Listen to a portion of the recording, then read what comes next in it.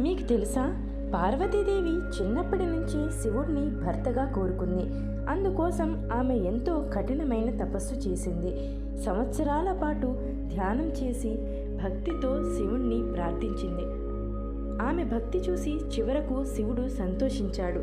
అప్పుడు శివుడు పార్వతిని వివాహం చేసుకున్నాడు. ఆ వివాహం కేవలం ఇద్దరి మధ్య బంధం కాదు, శక్తి మరియు శివుని కలయిక. శివుడు లేకున్నా శక్తి లేదు, శక్తి లేకున్నా శివుడు కూడా పూర్తి కాదు. అందుకే వారిని అర్ధనారీశ్వరుడు అని అంటారు. అంటే ఒక రూపంలో అరభాగం శివుడు, మరో భాగం పార్వతీదేవి. ఇది మనకు ఒక గొప్ప సందేశం చెప్తుంది. భార్యాభర్తల మధ్య ఉండాల్సింది ప్రేమ, గౌరవం మరియు పరస్పర విశ్వాసం. అందుకే భక్తులు ఎప్పుడూ ఇలా అంటారు, హర హర మహాదేవ, పార్వతీ పరమేశ్వరులు ఆశీర్వదించాలి అని. ఓం నమః శివాయ.